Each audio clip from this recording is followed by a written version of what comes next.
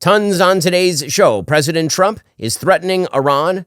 They must, he says, unconditionally surrender. Tucker Carlson continues to go nuts on Trump, who responds by calling Tucker Kooky Tucker Carlson. Plus, we get to the latest from the left and their bizarre desire to crap on the military parade. First, if you think Daily Wire Plus is just a subscription to watch some shows, think again. The Daily Wire is building a home for people who have had enough lies, enough riots, enough cultural collapse disguised as compassion. We're here to fight with journalism that exposes the lies, with uncensored content that puts truth back in the spotlight. You're not just tuning in, you're linking arms with a community that fights back. And when we fight, we win. Join now at dailywireplus.com. Alrighty, so the news coming like a fire hose. A lot of updates coming from the United States. What is the United States going to do? But over the course of the last 24 hours, Israel told the Iranians they were going to take their state media offline. They then proceeded to do so in quite colorful fashion. The clip that was making the rounds looked like this. صدای متجاوز به خاک وطن، صدای متجاوز به صدای حق و حقیقت است. آنچه که ملاحظه کردید، صدایی که شنیدید، فضای غبارآلوده استدیو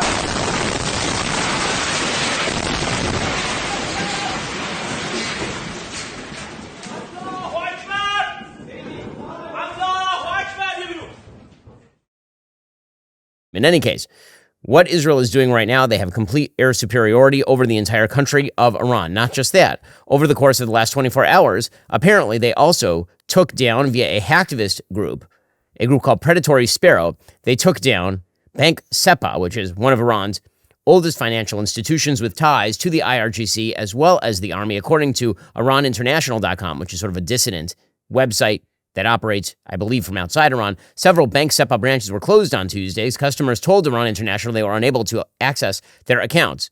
They have 1,800 branches in Iran and others in Britain, France, Germany, and Italy. The United States imposed sanctions on Bank SEPA in 2019. President Trump did that after it withdrew from Iran's 2015 nuclear deal. So the banking system collapsing in Iran, the propaganda system collapsing in Iran, and the military system collapsing in Iran as well. According to Israel Hayom, Israeli Air Force jets struck a manned command center at the heart of Tehran, killing Ali Shadmani. That is Iran's chief of war staff. He was the most senior operational military commander in the country and the closest advisor to Supreme Leader Ayatollah Ali Khamenei. He had served as the chief of war staff and commander of the Emergency Command Center of Iran's armed forces, overseeing both the IRGC and the regular Iranian army. Now, he had a very short-lived tenure. He had a really terrible temp job. He actually was appointed to command Iran's armed forces about 5 days ago because his predecessor, Alam Ali Rashid, was eliminated on day one. So congratulations for the promotion and also condolences for his death. And these are all people working for one of the most evil regimes on the planet, a regime that not only spreads terror throughout the region, is responsible for the murder of hundreds, if not thousands, of American troops across the region, but also happens to repress its own people to an extraordinary degree. So Israel took out a top general. They took the banks offline. They took down the Iranian media. They also were blowing up from the air the F-14 Tomcats that Iran had left over from the pre-revolutionary period. So the United States had sold F-14s to Iran back when the Shah was running Iran. If you ever watch Top Gun Maverick, there's a country in it with F-14s. There's only one country on planet Earth that still operates F-14s. That country is Iran. And just like in Top Gun Maverick, it turns out the F-14 is not a very good plane by comparison to today's modern models. And so this is what happens to F-14s in modern combat. They just get blown up on the ground. Alrighty, you can see the actual video here.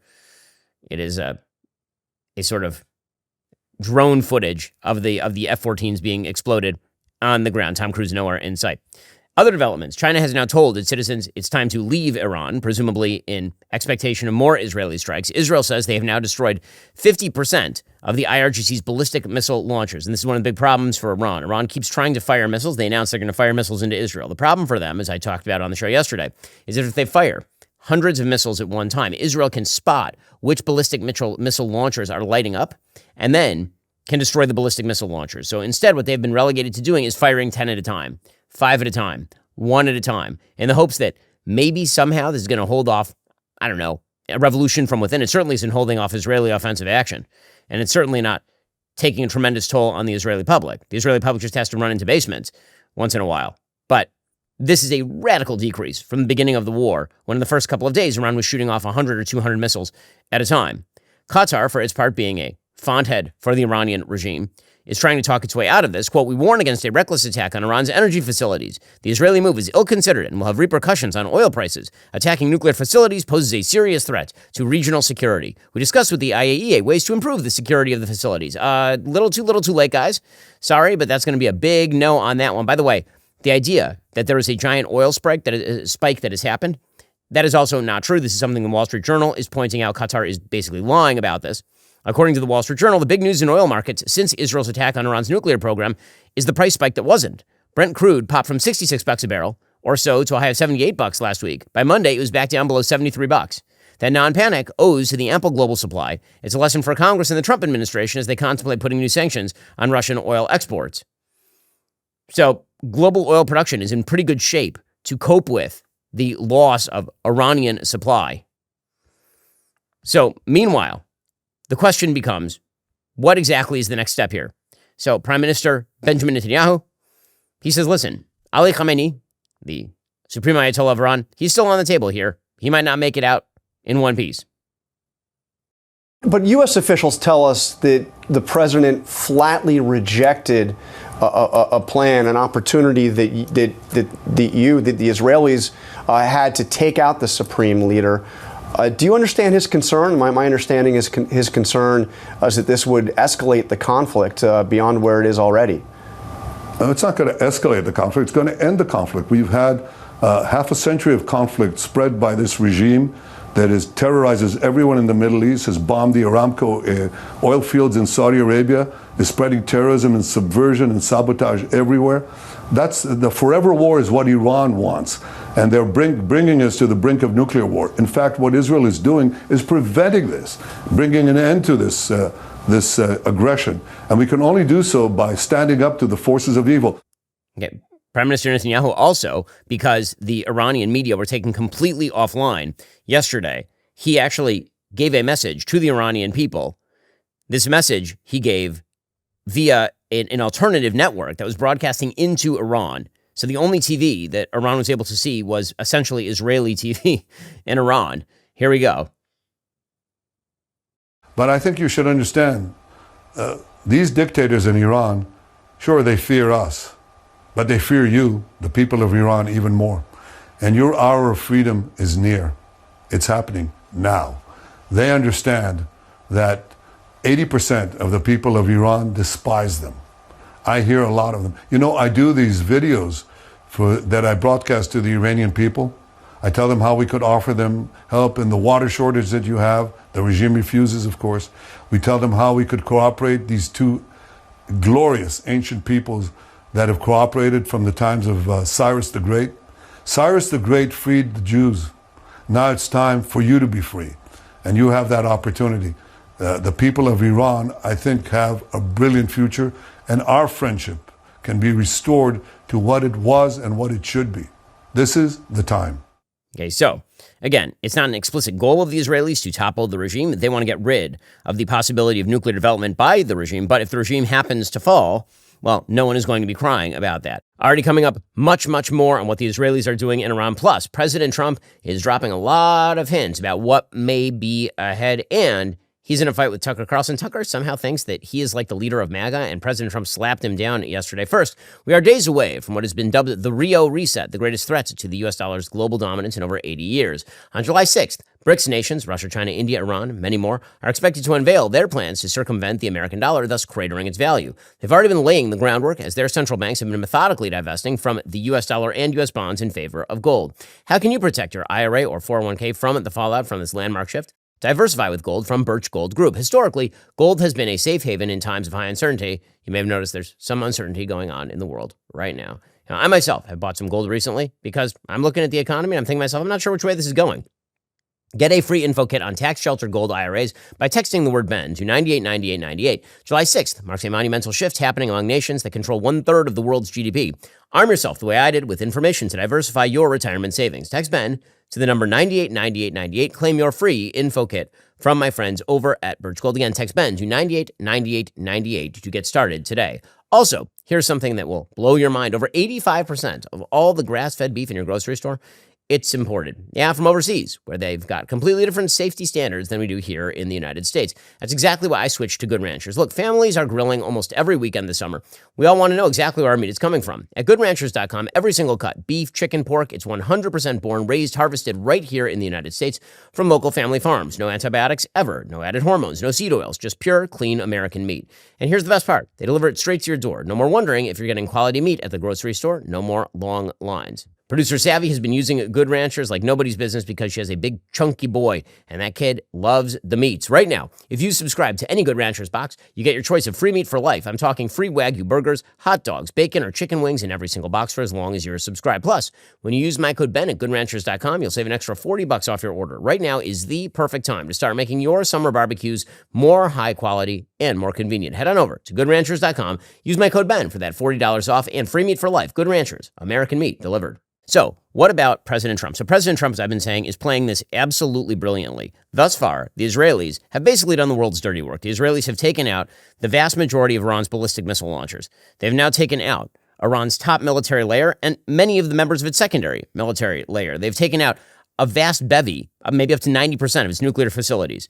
The only things that are really left on the table for the Iranians right now are the Ayatollah himself, the nuclear facility at Fordo, and the oil fields. Those are really the only things that Iran has. Israel has refrained from hitting the oil fields, specifically because it does not wish to create any sort of serious oil spike. It has refrained from hitting Khamenei because it would like to see Khamenei either surrender or flee, presumably, because if Israel were to kill Khamenei, then there's always the possibility that there's some sort of red button somewhere that does let off the rest of the missiles all at once. And then there's the Fordo nuclear facility. Now, if Fordo goes down, the problem for Khamenei is that that ends all nuclear future for the Ayatollahs. And at that point, the regime is extraordinarily vulnerable. Obviously, militarily, they're very vulnerable right now. They do not control their skies. On the ground, they're vulnerable as well because Israel can hit them pretty much anywhere. And when it comes to its nuclear future, the nuclear future was supposed to be the guarantee that the Ayatollahs could stay in power despite the fact that they are quite unpopular at home. And this is why the Ayatollahs built Fordo below a mountain. Apparently, they built the main nuclear facilities at Fordo, something like 90 meters deep, encased in cement, in order to prevent from exactly the kind of Israeli airstrikes that have been taking offline nuclear facilities at Natanz and Isfahan. So, the only people on planet Earth who have the planes capable of carrying the bunker busters that would make the process easy are the Americans. Now, Israel, I'm sure, has come up with some clever ways to take out Fordo or to wreck the inside of the facility. Israel would not have entered this war without some endpoint, including the destruction of Fordo. It might be risky, it might be costly, but there's no way the Israelis went into this believing that there was no way they could take out Fordo. With that said, everything becomes a lot easier for the world if, given the fact that Iran now has no offensive capabilities to speak of. Again, they're firing one missile a night at the Israelis, and the Israelis are wrecking them militarily.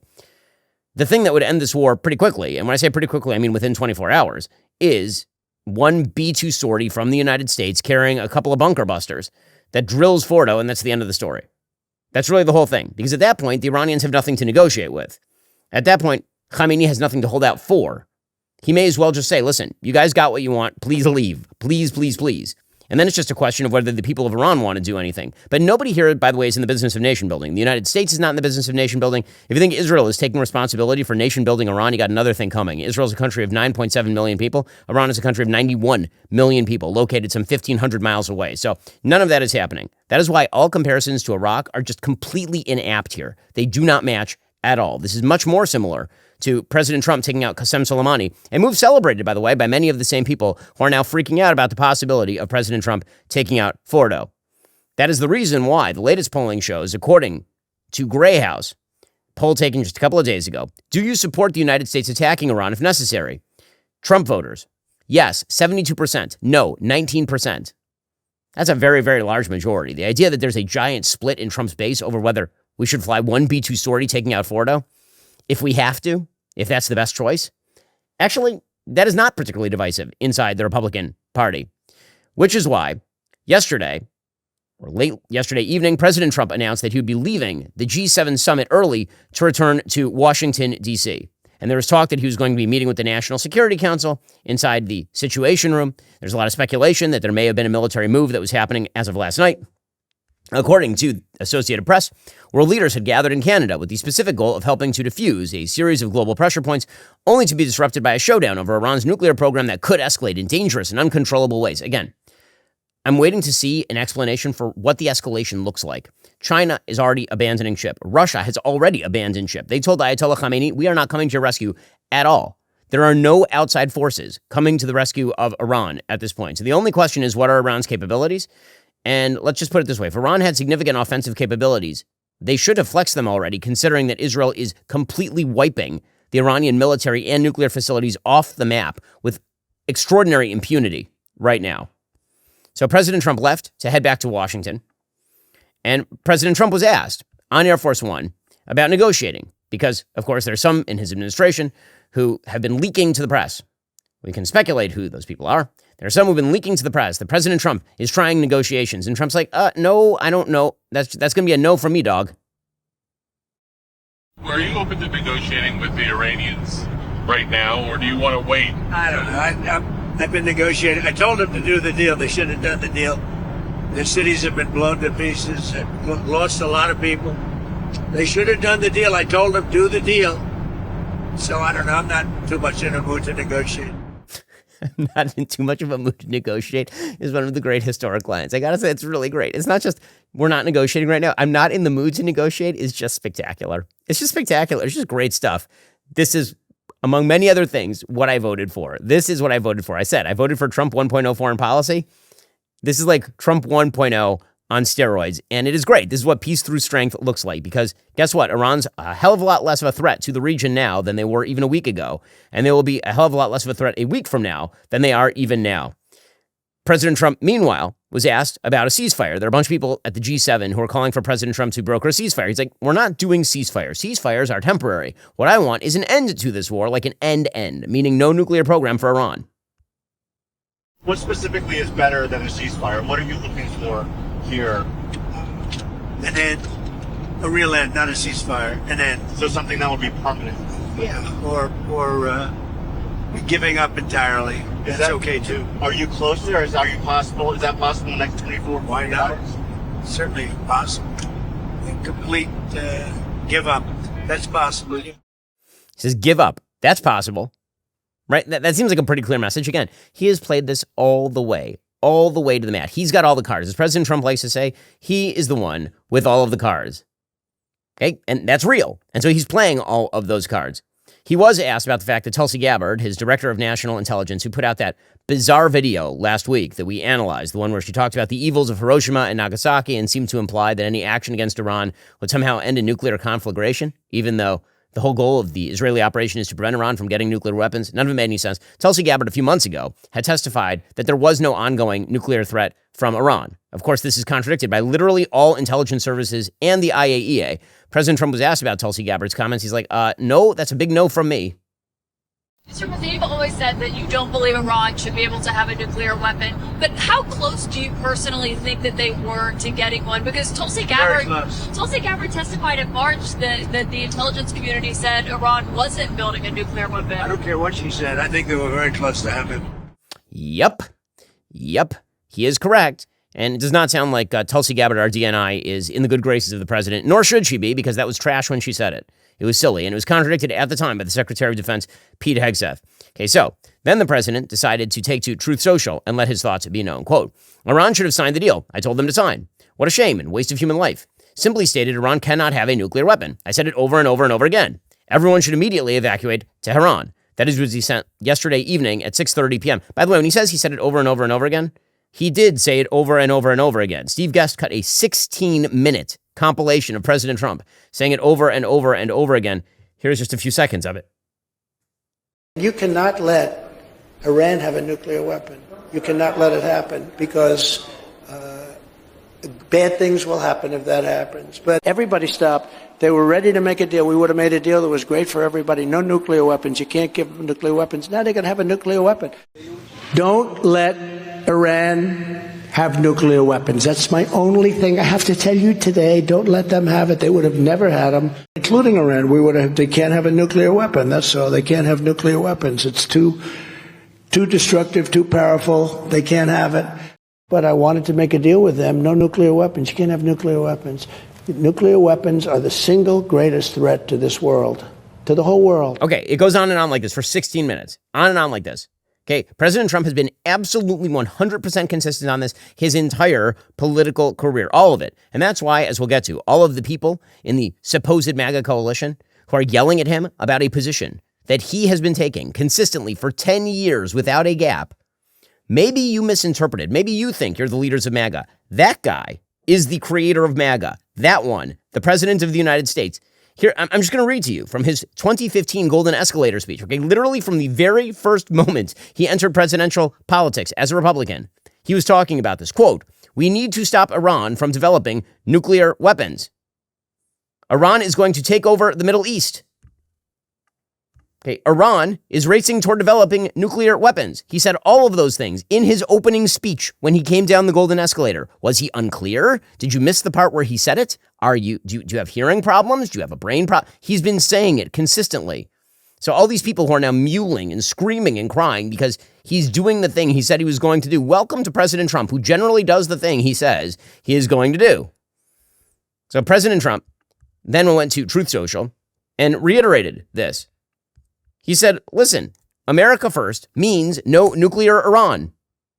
America first means many great things, including the fact that Iran cannot have a nuclear weapon. Make America great again. Can he be any clearer? Well, in case you were wondering, he actually tried to do it even more. Okay, Emmanuel Macron started trying to speak in President Trump's name, which is absurd, suggesting that he was working on a ceasefire. So first of all, President Trump cannot stand Emmanuel Macron. As we'll see a little bit later on in the show, neither can most people, as it turns out. Maybe there's a reason that he had to marry a woman twice his age. In any case, he is not a popular man with people who know him personally, apparently.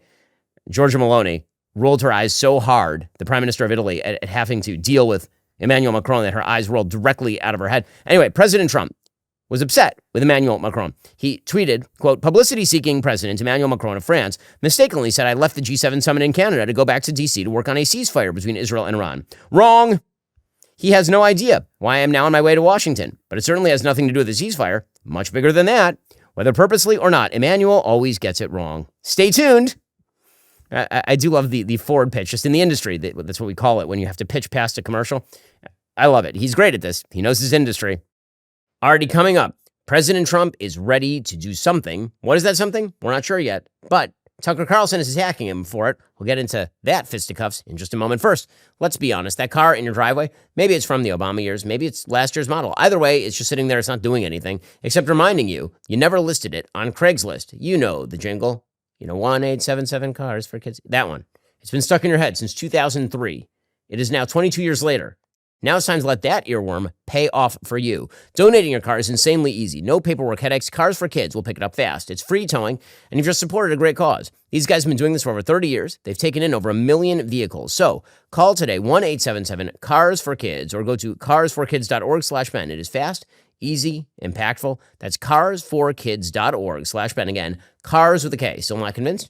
Just hum that jingle a few times. You know you're doing it. You're doing it right now. I can hear you. You can hear you. You can't resist. Carsforkids.org/Ben. Do it today. Your unused car will thank you, and so will the beneficiaries of your charity. Carsforkids.org/Ben. Go check them out right now and take that junker in the front yard and turn it into something good for everybody. Also, every time there's a Father's Day, you think about mortality. I know it's dark, right? But it's also true. And one day, bad news, guys, here it comes. You're going to die.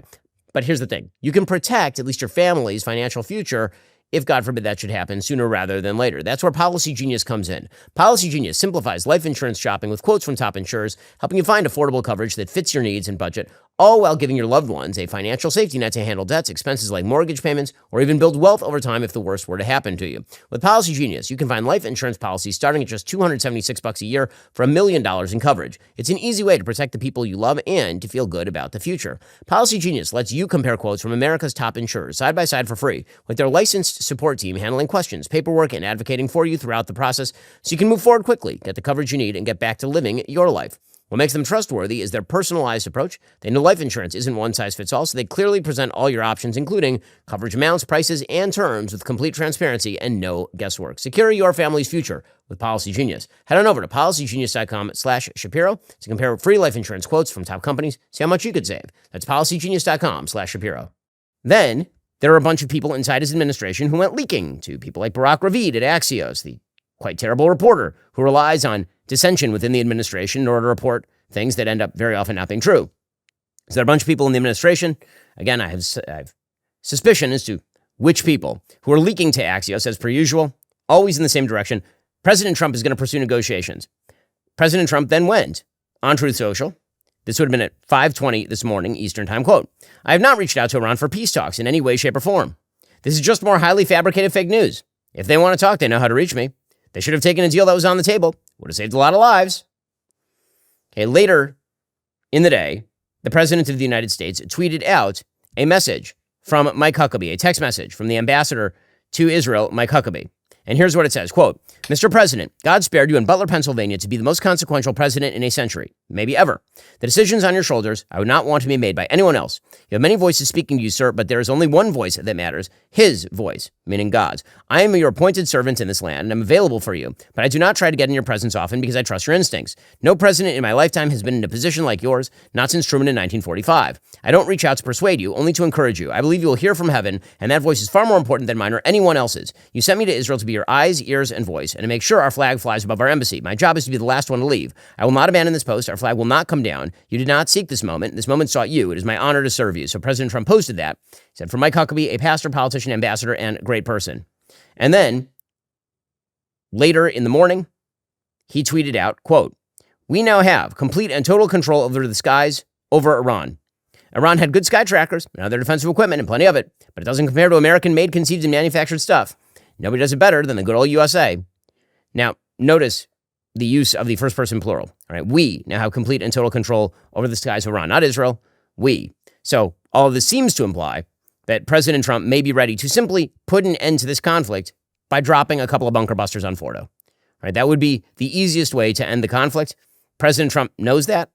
That seems like a pretty easy lift for the President of the United States. He also started removing troops and personnel from American bases in eastern Syria, presumably to avoid any sort of blowback should he decide to make that call. Now, again, it's not clear that he is going to make that call or which way he's going to go. But the president has the Iranians right where he wants them. At this point, they have no hand to play, as the president likes to say. This becomes clear from another Wall Street Journal piece that was reported this morning. Quote, "Ayatollah Khamenei and his top advisors never expected Israel to launch airstrikes on the scale they have seen in recent days while they were negotiating with the Americans. The foreign minister told diplomats they'd been played by Trump and the U.S. Middle East Special Envoy Steve Witkoff into thinking negotiations would prevent a strike, according to European and Arab officials. The Iranians have said privately they could be open to resume negotiations as long as Trump publicly says he doesn't support the Israeli strike. So what do they want? They want Trump to say that, oh, no, I don't like the strikes. Trump's not going to do that. Why would he possibly do that? They want the Iranians think they can bully President Trump into saying that he disapproves the Israeli strikes? With what leverage would they compel the President of the United States, the most powerful person on planet Earth, with the unfettered capacity to fly over Iran with anything he pleases, up to and including a paraglider? What leverage do they think they have? They're insane. They're out of their minds. That's crazy. Apparently, the foreign minister said a private message is not enough. The U.S. government needs to condemn the attack on nuclear facilities and explicitly withdraw from this conflict to prove its good intentions. And then he said that Iran would only accept a deal that allows it to enrich uranium. This is Baghdad Bob kind of stuff. The foreign minister is Tehran Tom, apparently.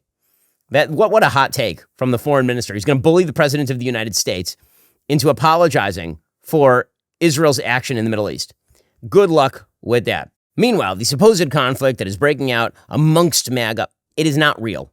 I'm just putting it out there. It's not real. There are some voices that you hear that are very big on X, some people who are in the media space who have relatively large audiences, who are making the case that there's a gigantic split in MAGA over whether the president decides to activate the B-2s to bomb Fordow or not. And let's just be clear, by the polling data, that is not true. This has been and remains a fringe opinion. The president is a peace through strength advocate. You think that the guy who blew Qasem Soleimani into little tiny pieces so small that they could not put them back together again, you think that that guy is a pacifist? You think that the same Donald Trump who sent Tomahawk missiles into Syria, that one's the pacifist? You think the president who on Saturday had a gigantic military parade to show off our hardware and praise the U.S. Army's history, that guy's the pacifist? He doesn't sound like the kind of guy who, for example, thinks that Churchill was the bad guy of World War II. Doesn't sound like the president of the United States. This president of the United States, he doesn't sound like the kind of guy who thinks that the bombing of Hiroshima and Nagasaki to end World War II was some sort of great moral blight on the history of the United States. That doesn't sound like President Trump. It sounds like other people in the supposed MAGA movement, people who wish to grab control of that MAGA movement, pretend that they are the substitute leaders of that MAGA movement, that actually it's their movement, independent of President Trump. But that doesn't sound very much like President Trump to me. Well, obviously, one of those people is Tucker Carlson.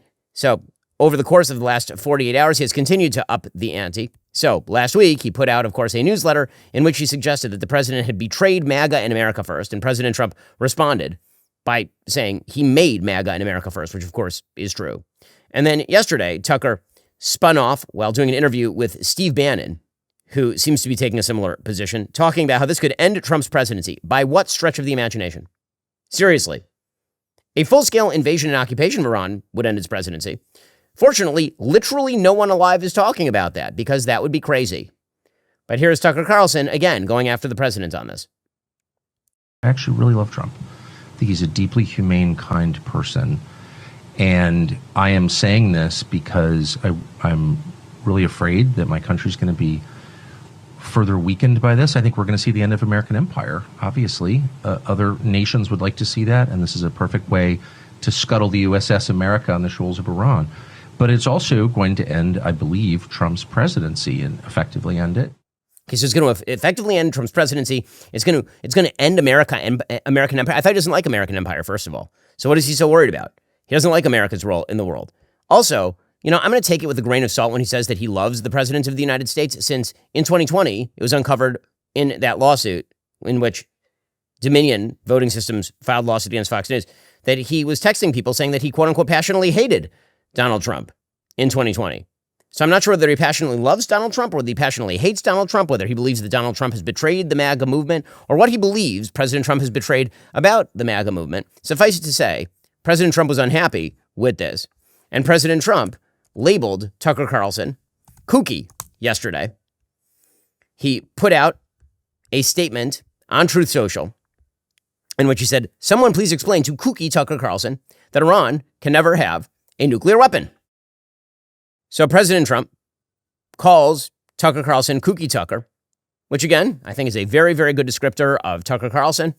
At this point, let's just say that he has pushed a bunch of theories that are specious in the extreme, unbased in evidence or reason. And you can enjoy Tucker Carlson to your heart's content. It is a free country. Suffice it to say, I do not find that his takes are rooted in reality, rooted in rationality at this point. And President Trump, of course, sounding off about this because Tucker is the leader of an entire new wing of MAGA. It's not very large, but it is very loud, suggesting that the president is not in control of the movement that he created. That, of course, includes Representative Marjorie Taylor Greene. She, of the less than average IQ, she put out a statement talking about how much she loves Tucker Carlson. He's one of her favorite people. That's fine. That's fine. He unapologetically believes the same things I do, says Marjorie Taylor Greene, that if we don't fight for our own country and our own people, then we will no longer have a country for our children and our grandchildren. Okay, we thank you for that meaningless statement. I think we all agree with that. And foreign wars, intervention, regime change, put America last, kill innocent people, are making us broke and will ultimately lead to our destruction. Well, I mean, those aren't all the same thing. Foreign wars, intervention, and regime change, like every intervention, like killing Soleimani, that made America broke and led to our destruction. And they said, that's not kooky. That's what millions of Americans voted for. It's what we believe is America. Who gives a what Marjorie Taylor Greene believes is America first compared to Donald J. Trump. Again, I have my disagreements with President Trump. You've heard me disagree with President Trump many times. I don't claim I'm the leader of America first or MAGA. That's an absurdity. Her speaking in the name of the MAGA movement, as opposed to President Trump, it's ridiculous. And the people who are siding with this, trying to wrest control of a movement they did not build and they are not responsible for, from the President of the United States, is insulting in the extreme. Alrighty, still a lot coming up on the show. We'll get to the latest from the G7. Plus, the UK supposedly tackling racial data with regard to those grooming gangs. First, there's been some concerning research about the true safety of the abortion pill. It's worth discussing it. A recent report suggests serious adverse effects from the abortion pill might be more common than previously understood, potentially affecting around 11% of patients. Given that the abortion pill now accounts for about 60% of all abortions in the U.S., and with roughly 1 million procedures annually, this could impact tens of thousands of women every year. This raises important questions about how we approach reproductive health care. Organizations like the Preborn Network are taking a different approach. approach. They reported helping over 67,000 women last year by providing comprehensive support that addresses both physical and emotional needs while also offering spiritual guidance through their faith-based perspective. What's interesting is they're finding that when women have the opportunity to see an ultrasound and hear their baby's heartbeat, it actually significantly increases the likelihood they'll choose to continue their pregnancy. They've structured their program so a single ultrasound costs just $28. $140 can help support 5 women and their babies through their decision-making process. To support Preborn's important work, you can donate by texting BABY to pound 250 or visit preborn.com/Ben. All contributions are tax deductible. Dave Smith, another one of these. Right? He came out and suggested yesterday that Trump should be impeached, full-on impeached, for the crime of defenestrating one of the worst regimes on the planet without firing a shot. That's the big mistake, according to... Now, I will say, Dave Smith, I will say he was consistent a while ago, then he was inconsistent, then he was consistent again. So if you go back a couple of years, he was calling for Donald Trump to be impeached. Then he voted for Donald Trump, apparently. And then he's calling for Donald Trump to be impeached again. So here he is back to being Captain Impeachment. But don't worry, he too is... Apparently, America first means Iran must have a nuclear weapon and America can do nothing. And if you disagree with that, then you are not America first. You know, then you're just some guy like President Trump who's an anonymous rando. I mean, what a impotent leader to be sitting there talking about coming back to the negotiating table. It's like sitting after Pearl Harbor and telling FDR, now's the time to go negotiate with the Japanese. Right. Negotiations are over now. The time for negotiations was before this. And so, yeah, Donald Trump looks, and man, I supported him this last year. I apologize for doing so. It was a bad calculation. At the time, it seemed like the right one. But he should be impeached and removed for this one. Okay, and then just to follow that up, Dave Smith went on Twitter, and then he called the President of the United States, quote, the most impotent of a leader imaginable. He's allowing one side of a war who clearly wants to drag us in to lie about our involvement while not correcting the record. Trump has betrayed MAGA and every principle of America first. He is no longer worthy of any of our support. He probably never was, says Dave Smith. So, just going to point out, once again, these are the people who believe they should be in control of MAGA. Do you agree with that? 77 million Americans voted for Donald Trump. Some of us campaigned for Donald Trump. Some of us gave money to Donald Trump. I'm one of those people. And you know what I voted for? This. And you know who represents that view? The President of the United States, who, on the afternoon of June 17th, put out on Truth Social the following statement, all capital letters, unconditional surrender, exclamation point. So, is that not America first? Or it wasn't America first when America asked for the unconditional surrender of Japan. It wasn't America first when America sought to end the Gulf War by pushing Saddam Hussein out of Kuwait. It wasn't America first when President Trump hit Qasem Soleimani, because these self-appointed MAGA priests get to decide, not the President of the United States. Well, Donald Trump had one more comment about Tucker Carlson, who's asked specifically about Tucker's take. He said, you know what, maybe you should get a TV network and then talk, and then maybe people will listen. I don't know what Tucker Carlson is saying. Let him go get a television network and say it so that people listen. Thank you. Meanwhile, it is worthwhile noting who does agree with Tucker Carlson and Marjorie Taylor Greene and Dave Smith and Candace Owens and all of the other very loud voices who are claiming that President Trump has betrayed the movement and so on and so forth. Those people would include Representative Alexandra Ocasio-Cortez, Representative Thomas Massie of Kentucky, who President Trump has won at the primary.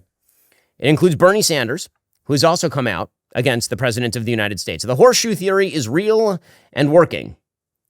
Thomas Massie says, quote, this is not our war. I'm introducing a bipartisan war powers resolution tomorrow to prohibit our involvement. So first of all, that is not how the war powers resolution works. I mean, you can provide the resolution, but then the president has 60 days within which to continue to conduct activities before he has to go back to Congress for the possibility of a permission or shutdown of funds. So good luck with that, because this thing is going to be over well before that. Alexandria Ocasio-Cortez signed on as well. Bernie Sanders, very upset. The boys over at Pod Save America are siding with Tucker Carlson and Marjorie Taylor Greene. I have a general rule. If the people at Pod Save America are agreeing with you on a major foreign policy issue, the designers of the JCPOA, you are doing it wrong. Here's Tommy Vietor, former van driver for Barack Obama.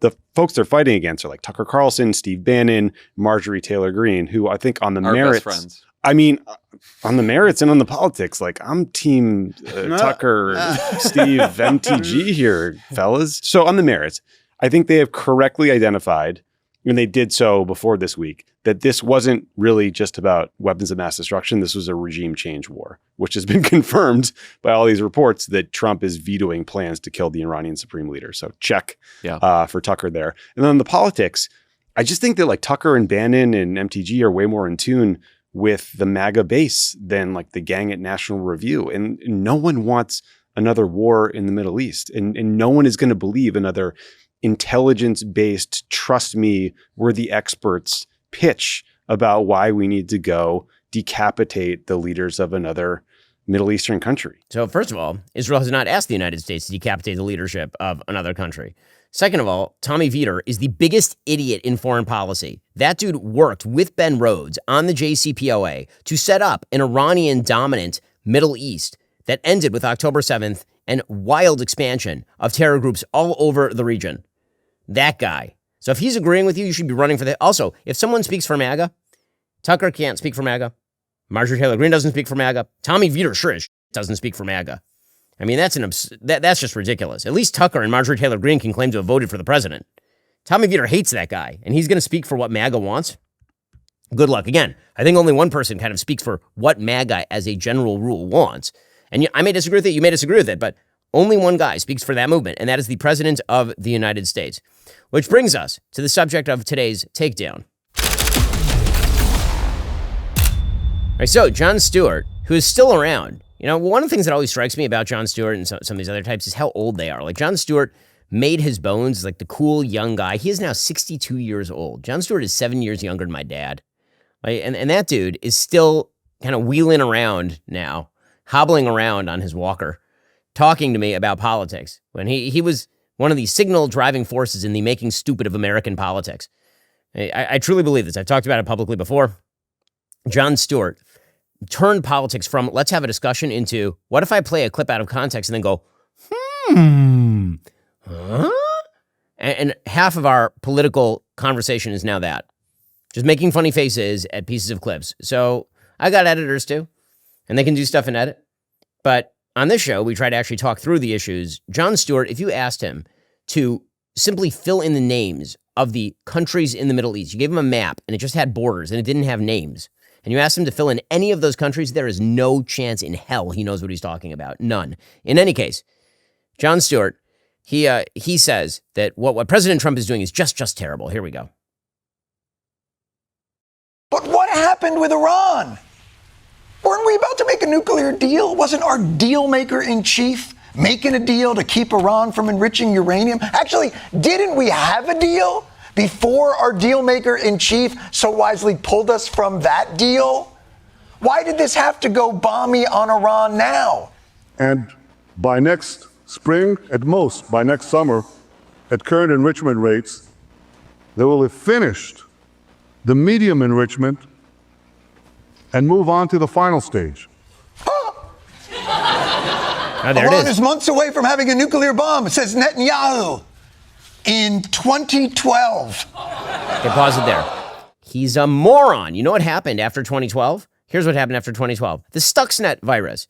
Israel somehow got the Iranian scientists to load into their own centrifuges a computer virus that effectively lied to them about the output of the centrifuges, and it held back development for several years. Israel also had a consistent way of blowing up Iranian nuclear scientists. They would mysteriously die in Iran, like over and over and over again. Israel was consistently performing below the radar operations in order to keep the Iranian nuclear program in check. That was a thing that was happening consistently. What changed? What changed is that Iran started to break out this year. That's what the intelligence was suggesting. Not mine. The IAEA. Not Netanyahu's. The IAEA. Jon Stewart's beloved International Atomic Energy Agency. They said that Iran was breaking out and racing. You want to know why the G7 hates Israel? The G7, you're talking about France and England. You think that the G7 is fond of Israel? The J7 is like, you know what? Netanyahu's not wrong. They're developing a bomb. But according to Jon Stewart knows better because after all, he makes funny faces into a camera. By the way, did Iran happen to get that bomb from a company called Acme? So now we're just bringing back jokes from 2012. Nobody made that joke ever. Will it be delivered to Israel on rocket-powered skates? Will it go off in a tumultuous meep meep? Wow, Roadrunner jokes. Seriously, why did we have to bomb Iran now? Iran is so dangerous. Weeks away from having the fissile material for an entire arsenal of nuclear bombs. Holy that's why. Iran's only weeks away from having an entire arsenal of nuclear bombs, says Netanyahu. In 2015. Well, yes, again, consistent efforts by the Israelis kept Iran from going nuclear. And then Iran decided that they were going to break out of that over the course of the last couple of years in particular. They decided that now was the moment. There's contemporaneous reporting on this from the New York Times, from the Wall Street Journal. But apparently, timelines don't exist and events don't exist in the world of Jon Stewart. All right, well, he continues along these lines. He then starts attacking President Trump. Of course, a hot war between Israel and Iran could threaten the United States. It's best we stay out of it. Secretary of State Marco Rubio saying Israel took unilateral action against Iran and that the U.S. is not involved in strikes. We're not involved. That's good. That's good. The U.S. says it was informed beforehand. Oh, funny faces. There they are. We were informed. They let us know. Still not being involved, really. President Trump acknowledged yesterday that he was aware of the Israeli operation, and he gave it a green light. Oh! They don't know what they're talking about. We were told, we approved. It's still Israel's game. Israel used American equipment during its initial strikes against Iran. What the are we doing? Well, hold up a second. Of course. So first of all, of course Israel used American equipment. What do you think Israel is forced to buy under terms of contract with the United States? The United States gives $3 billion in aid a year to Israel. Israel doesn't just spend that $3 billion in military aid in the United States by contract. They have to. They then spend another tens of billions of dollars in their own military budget on U.S.-made military equipment. You think there's F-35? Who else manufactures F-35s? Quick show of hands. Anybody? No one. The only party on planet Earth that manufactures F-35s in the form that they currently are is the United States. So yes, you know who else has military equipment from the United States? Turkey, Saudi Arabia. Half the countries on Earth have some military equipment. Ukraine. There are plenty of countries that have... What an idiot he is. Seriously. What? The fact that people take commentary from people like Jon Stewart, professional comedian, as though they are some sort of holy writ. This man was such a big part of making our politics so much dumber. So much dumber. But don't worry, our politics can always get even dumber than that. One of the things that is talked about very frequently these days is how dare the United States get involved in the politics of Iran. And you know, the last time the United States got involved in the politics of Iran is when they toppled the leader Mossadegh, when we toppled this wonderful, politically democratically elected leader, Mossadegh, back in 1953. Okay, there's only one problem with that. That's not actually what happened. Mohammad Mossadegh was never elected. That is not the way the system even worked in 1953. There's this whole alternative history of Iran that has now been written based on a bunch of sort of self-congratulatory books by figures who were tangentially involved. But Peter Thoreau has a great piece of Tablet from March 2023 talking about what actually happened in Iran. And the answer what happened in Iran is that Mohammad Mossadegh was the appointed prime minister, appointed by, wait for it, the Shah, and then approved by the parliament. And then parliament wanted to get rid of him, and the Shah finally decided to get rid of him. And in a democratic procedure, they decided to get rid of him, and he resisted, and then there was a quote-unquote coup. That's what actually happened. Yes, the United States and Great Britain wanted that to happen because Mossadegh had also attempted to nationalize all of the oil fields and all of the oil drilling in Iran. But this bizarre idea that we must never, ever, ever be involved in Iran in any way. Forget about deposing Ayatollah Khomeini. We shouldn't bomb Fordo. We shouldn't give Israel weaponry. Because of what happened in 1953 in Iran. I can give you an example of what happens when the United States does not get involved in Iran. That'd be the 1979 Iranian Revolution, where the Ayatollahs took over from the Shah. Have things been better or worse since then in Iran? Everybody continues to operate under a series of bad historical analogies. Every war is Iraq. Every intervention is the deposition of a democratically elected foreign leader, even if that's not even what happened in the first place. I will note, by the way, that the Shah was a significantly better ally to us than Mossadegh would have been. He would have allied with the communist Soviet Union at the time. But Again, bad history is the ally of people who don't like reality. Okay, meanwhile, the G7 is continuing apace. The president of the United States stopped by, and then he left. So he was there to negotiate some trade agreements. He talked to Keir Starmer, the ridiculous leftist leader of the UK, and he said, you know what, I like Keir, so we'll figure something out. Mr. President, do you have a response about any future tariffs? What? Can you guarantee the UK will be protected from any future tariffs? The UK is very well protected. You know why? Because I like them. That's why. That's their ultimate protection. Thank you very much. The Prime Minister's done a great job. I want to just tell that to the people of the United Kingdom. He's done a very, very good job. You know, he's done what other people, they've been talking about this deal for 6 years, right? 6 years. And he's done what they haven't been able to do. So he's done really a very good job. Okay, so, again, President Trump operates very much off the basis of personal relationships. And so you'd assume that something will get done with the tariffs with the UK. Perhaps the funniest moment of the sort of abbreviated G7, again, President Trump left because of what's going on in the Middle East, was George Meloni, who is the Prime Minister of Italy, who obviously just cannot stand Emmanuel Macron, just cannot stand him. You can see in this video, she is like falling over. She cannot deal with Emmanuel Macron. She's supposed to be talking with him. And she's like, oh my God. Oh, I just can't. I can't. Yeah, you and me both, sister. Turns out a lot of us are not big fans of Emmanuel Macron. Now, back to the UK for a moment. Scandal has now broken out across the UK after the Secretary of State for the Home Department of the UK acknowledged the gigantic scandal of a cover-up of the grooming gangs case in the UK. She condemned, according to The Guardian, damning failures by the authorities to protect children from grooming gangs, as she announced there will now be a formal requirement on police for the first time to collect ethnicity and nationality data for all cases of child abuse and exploitation. For those who don't remember this is a case in which literally hundreds, if not thousands, of young white girls were trafficked by British Pakistani men, meaning they were groomed into servitude, and then they were trafficked around dozens of these Pakistani men. They would create grooming gangs. They would drive the girls around to various locations and them. And the authorities knew about it, and they virtually did nothing. They really ignored an enormous amount of it. Well, now, finally, years later, they're acknowledging this is a problem. There's a report by a person named Louise Casey assessing what was known about the grooming gangs. And Casey said the failure of the authorities until now to collect good data on the ethnicities of the offender did a disservice to the British Pakistani community and could leave them at risk. So I love this. So it was disproportionately British Pakistani men who were engaged in the grooming gangs.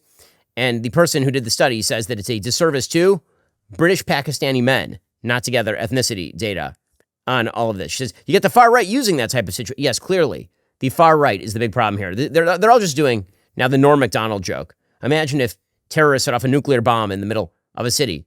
Imagine the Islamophobia that might arise. That would be the true tragedy. Like that's what they're doing now. There's a grooming gang scandal featuring Muslim men preying on white women. Not white women, white girls. And the government's like, the real victims in all this could be other Muslim men.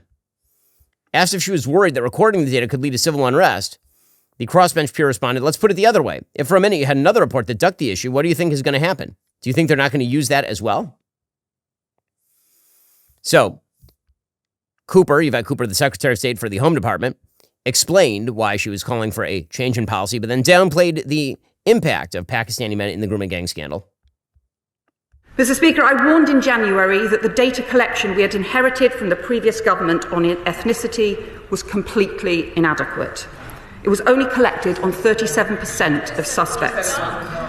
Baroness Casey's audit confirms that ethnicity data is not recorded for 2/3 of grooming gang perpetrators, and she says it is not good enough to support any statements about the ethnicity of group-based child sexual exploitation offenders at the national level.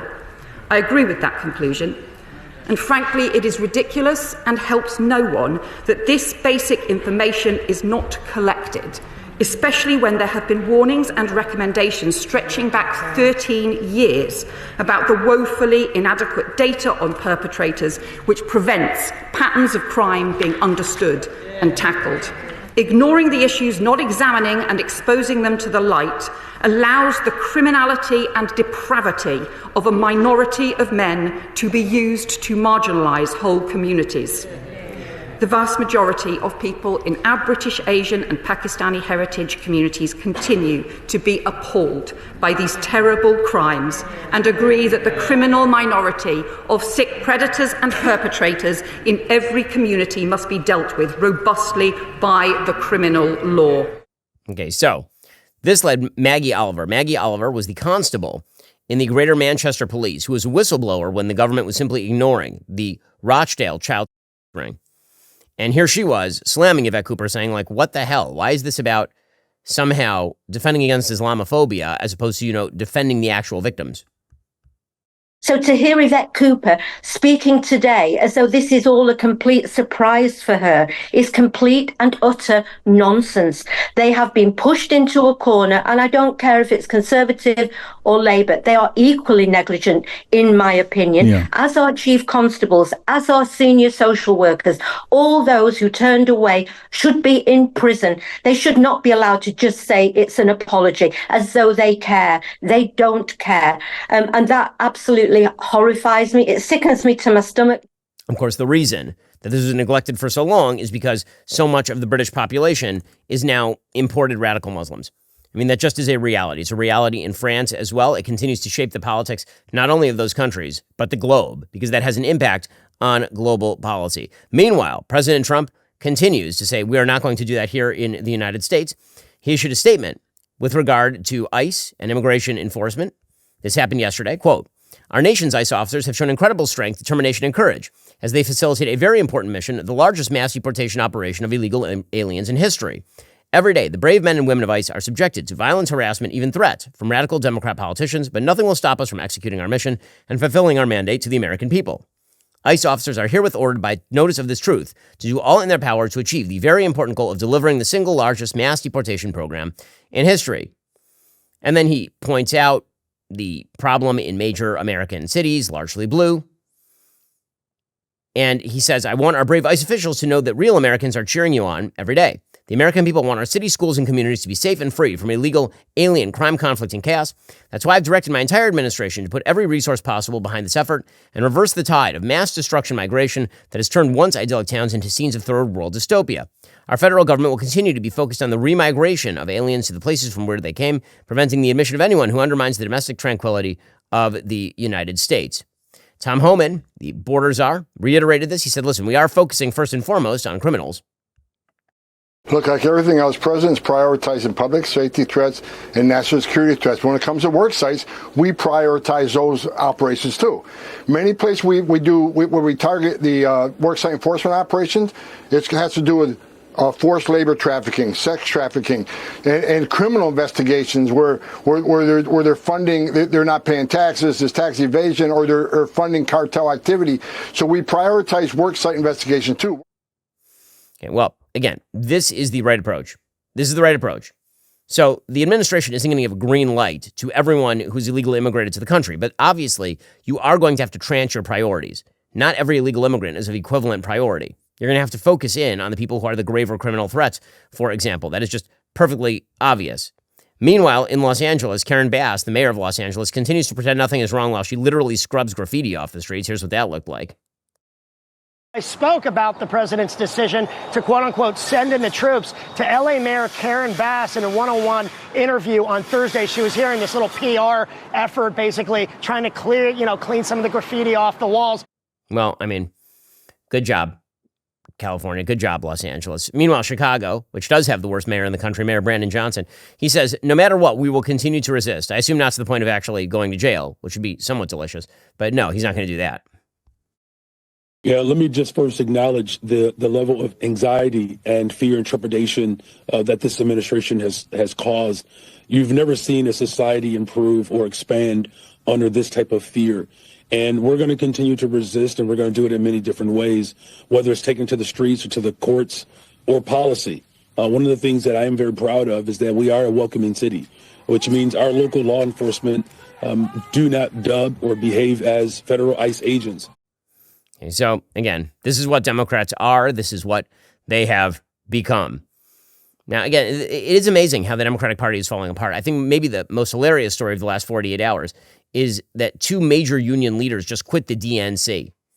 The DNC is so completely dysfunctional and unworkable that Randi Weingarten, who's head of the American Federation of Teachers, and Lee Saunders, the president of a large union of public workers, each quit the DNC. They both announced that they could no longer work with the party's new chairman, Ken Martin. In their resignation messages, they suggested that under Martin's leadership, the DNC was failing to expand its coalition.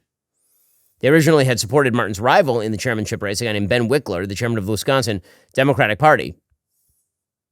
But the basic idea here is that the party is too fragmented, it's too fractured, and they can't find a way forward. Well, yeah, because it turns out that just yelling at President Trump ain't going to do it. That's not going to stop them, though. Jimmy Kimmel, last night, he was out there mocking the military parade, because if there's one thing Americans love, it's when you mock the American military.